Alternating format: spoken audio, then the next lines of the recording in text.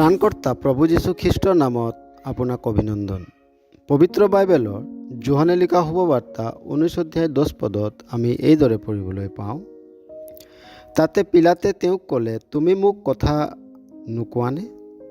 তোমাক এৰি দিবলৈ মোৰ ক্ষমতা আছে আৰু তোমাক ক্ৰুচত দিবলৈকো মোৰ ক্ষমতা আছে। ইয়াক তুমি নাজানানে? প্ৰভু যীশুক যিহুদীবিলাকে যেতিয়া পিলাতৰ ওচৰলৈ লৈ আহিছিল, তেতিয়া যীশুক পৰীক্ষা কৰি একো দুখ নাপালে। আৰু পিলাতে যেতিয়া প্ৰভু যীশুক এৰি দিবলৈ বিচাৰিছিল, তেতিয়া যিহুদীবিলাকে তেওঁৰ ওপৰত আৰু নানা প্ৰকাৰৰ দুখ জাপি দিছিল। কিন্তু প্ৰভু যীশুৱে পিলাতক একো উত্তৰ দিয়া নাছিল। ইমানতে পিলাতে অসন্তোষ হৈ কৈছিল যে তোমাক এৰি দিবলৈ মোৰ ক্ষমতা আছে আৰু তোমাক ক্ৰুচত দিবলৈকো মোৰ ক্ষমতা আছে।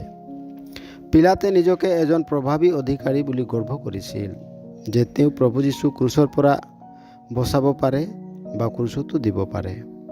পাপৰ হেতুকে পিলাতৰ চকু এইদৰে বন্ধ হৈ গ'ল যে তেওঁৰ সন্মুখত থকা ঈশ্বৰৰ সামৰ্থ্যক বুজি পাব নোৱাৰিলে।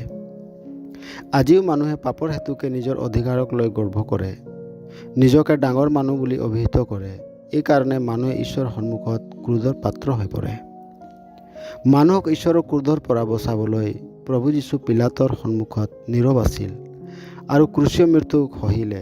তেওঁ তৃতীয় দিনা মৃত্যুবিলাকৰ মাজৰ পৰা জি উঠিল, যাতে মানুহে তেওঁক বিশ্বাস কৰি পাপৰ ক্ষমা ও পৰিত্ৰাণ লাভ কৰিব পাৰে। প্ৰভু যীশুক বিশ্বাস কৰাৰ দ্বাৰাই পৰিত্ৰাণ পাবলৈ ঈশ্বৰে আপোনাকো সহায় কৰক। ধন্যবাদ।